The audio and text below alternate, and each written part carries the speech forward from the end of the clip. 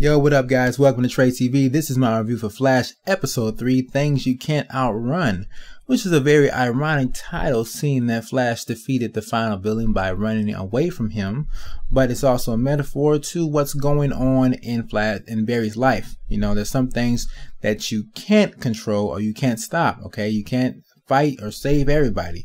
That's a lesson that he learned this episode, and hopefully it drills him, because all that self guilt he has about not saving somebody, it's gonna come. Okay, someone has to commit the crime before you know you can stop them. Okay, you can't just stop somebody before a crime gets started.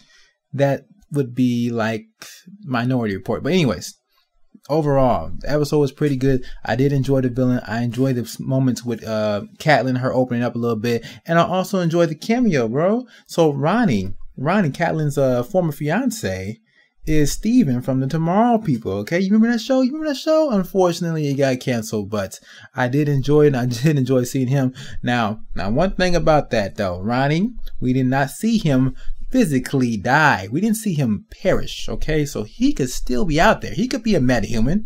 He could come back. We could see Steven again. All right? So that's the hope of a Tomorrow People fan, but don't worry about that, man. So the villain overall, the Mist. I did enjoy the special effects. I enjoyed the look of him. He looked like a villain. He looked like someone you want to talk to, and just walking by him like, I don't think I want to talk to that guy.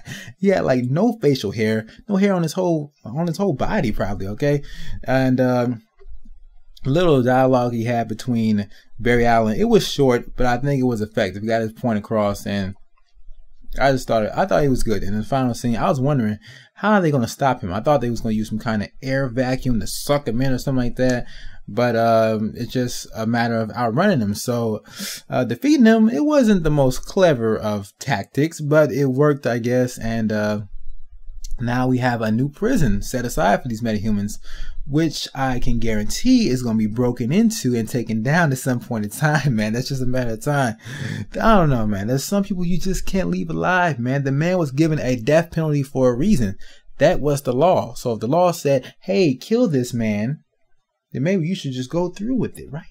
Right? That's the law. So you wouldn't be doing anything illegal because the law said kill him, right? And also very ironic right here. I don't know what kind of message they're sending about the death penalty though, because the man, he was getting the death penalty at the time when he actually got his powers. So it was the lethal injection, the substance that injected him with, that was the poison that he used to kill other people. So if he never got the death penalty and got that lethal injection, he would just been regular Mist. He wouldn't be able to actually poison people with it. So I don't know. Maybe that's a message about how the death penalty is not right, but I may be looking into that just a little bit too much. Okay, guys. Also in this episode, we finally got it out in the open. We got Iris and Detective Eddie, I think is his name, actually talking about their relationship and exposing to Joe, who already knew. So I don't care. Okay. What you guys think about Catelyn and Barry's, their interactions, because they spent a lot of time together, and you know, I could feel some chemistry between those two. I felt that when they first met up and maybe they're trying to do something with that, because she's having the same type of like the same line she said to Ronnie at one point in time, she said to Barry, because he said, no, don't go, it's dangerous, and he still left. So it's kind of like deja vu, and she might be associating Barry with her fiance, which will have her fall for him, right? I don't know, man. I feel like they're kind of putting them together for a relationship type vibe and everything else.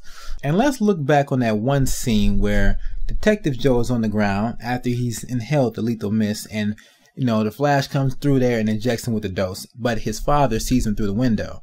Okay, so I thought that he was going to mention that to Barry when he came up to talk to him, like, hey, I saw something, man. I saw the same guy that we saw 15 years ago. It may be him, because I saw something I couldn't believe. That's his first time, well, second time seeing a metahuman. So you would think it'd be something he wanted to mention. I wonder why he kept it under wraps, or maybe he just didn't think it was important to mention. And did Barry actually really hide his face? I saw him moving at really high velocity speeds, but I don't know. His father still could have saw him, because he noticed him late. So he may have noticed him late. So maybe, I don't know about that. And I'm I'm starting to notice a pattern with these episodes, okay guys? So it seems like in the first 15 minutes, we have a new metahuman emerging and them showcasing their power, and also we see them doing something illegal. Alright, and in the second 15 minutes, we got Barry trying to stop him, first attempt, and something going wrong, or him not succeeding. And then right in the middle of the episode, we got a conversation between Barry and Joe, where one of them learns something new and realizes something like a very emotional conversation. It looks to be the same thing. And this one, Barry learned that he just can't break his father out of jail just because he has the ability to, because there's consequences to that, and he didn't realize that before. And then we have the climactic fight within the last 10 minutes of the episode with the main metahuman and Barry going toe to toe, special effects and all. And then the last 2 minutes, we got the Dr. Harrison Wells, the true Dr. Harrison Wells, and his final scene. Okay. So in this one, guys, Dr. Wells, he kind of reveals that it's all been a setup. This is all going according to his plan. Okay, everything that's happened, because in the flashback, we see him also go into the future room, which I'm going to call it the future room. And he has a visual on Barry. So he has this whole laboratory bugged, and he has cameras in there, and he saw him get shocked, and he's like, oh yes, I'll meet you soon. And that was 9 months ago. So yeah, he kind of knew what was going down right there. But guys, that is the end of my review right there. Overall, good episode, because I did enjoy the villain. And I also kind of like the relationship that Kaplan has with Barry. Okay, I actually like that. So let me know what you guys think about this, man. Go ahead and hit me a thumbs up if you want to help me out with this review, because I do appreciate that. And yeah, I'm out of here. Subscribe for more Trade TV if you haven't already. Peace out.